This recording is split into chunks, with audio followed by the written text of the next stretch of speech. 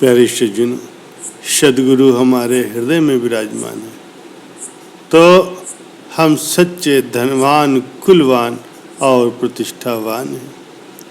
संसारिक चाहे कितने ही घनिष्ठ और प्रिय संबंधी ही क्यों न हो, अंत में तो छोड़ ही देंगे, लेकिन सद्गुरु लोक और परलोक के सहयोगी।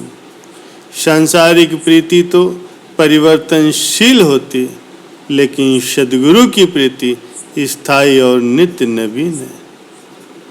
प्यारे सज्जनों, संसार में रहो लेकिन दिल किसी भी चीज में न फंसाओ।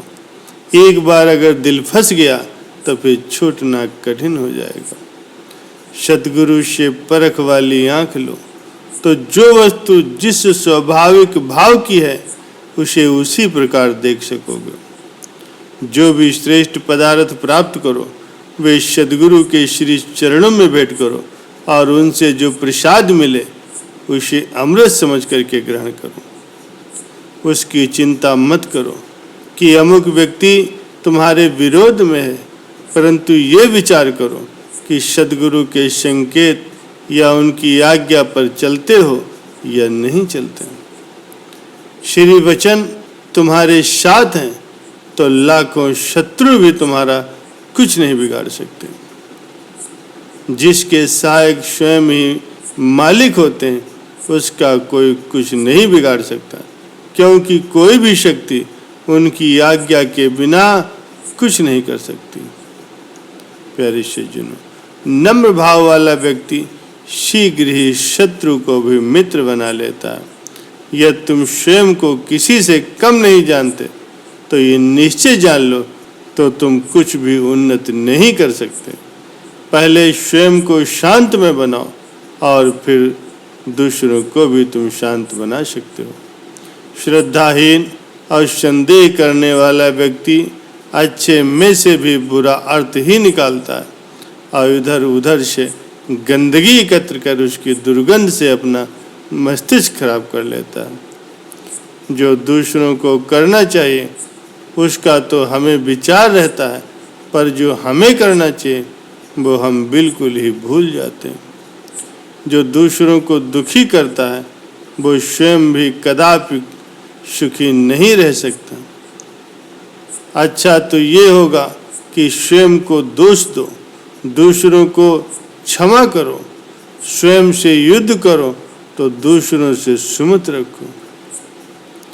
तुम स्वयं को सच्चा प्रेमी तब समझो जब न कभी अप्रसन्न हो और न ही कभी क्रुद्ध हुए हो।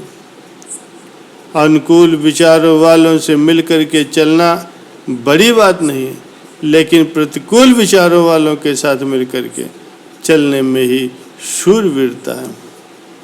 सच्चा सुख उसे मिलता है जो संतोष व शांति से दुख सहन कर लेता है। इंद्रियों पर विजय प्राप्त करने वाला इंद्र से भी बढ़कर के सुखी होता है। प्यारे सज्जनों, तुम अपने मन को संयमित रखो तो प्रत्येक वस्तु तुम्हें ज्ञान देगी और ज्यों-ज्यों दृष्टि साफ होगी त्यों-त्यों प्रत्येक कार्य में तुम्हें भलाई ही नजर आएगी। जिनके मुख से खराब बातें निकलती हैं उनका मन भी बुराई से ही भरा होता है। आपका शत्रु आपके भीतर है। यदि दूसरे को शत्रु समझते हो तो फिर बड़ी भारी गलती में हो। भक्ति मार्ग में जिज्ञासु के आलस्य व स्वार्थ मुख्य शत्रु हैं। इनका दमन तभी हो सकता है जब वो दरबार की निष्काम सेवा और भजन भक्ति में तल्लीन रहे। अपने आप को पूर्ण समझकर माया की तरफ मत भागो। जो थोड़ी बहुत भक्ति भी है वो भी न गंवा बैठना। प्यारे सज्जनों, जैसे तपेदी का पहले पता नहीं चलता और बढ़ जाने के पश्चात उसे रोकना कठिन हो जाता है, वैसे ही जीव भी अनजाने में हानि की तरफ भी बढ़ता जाता है, लेकिन बाद में बचाव करना कठिन हो जाता है।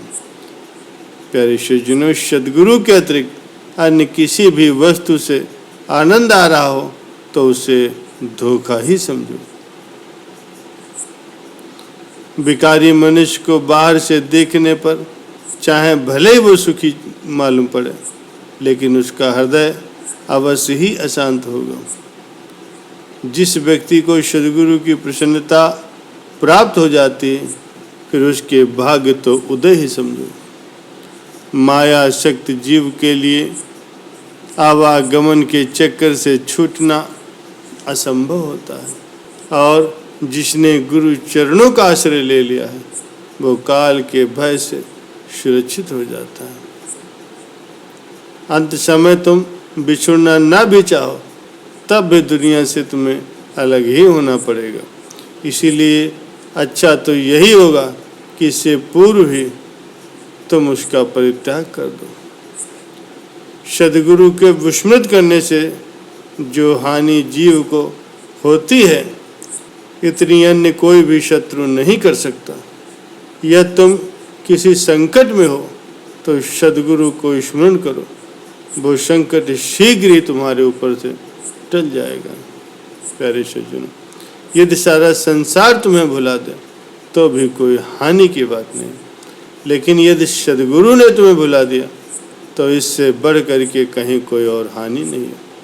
इसलिए भूल करके भी कोई ऐसा काम न करो जिसे तुम्हें सद्गुरु जी भुला दे।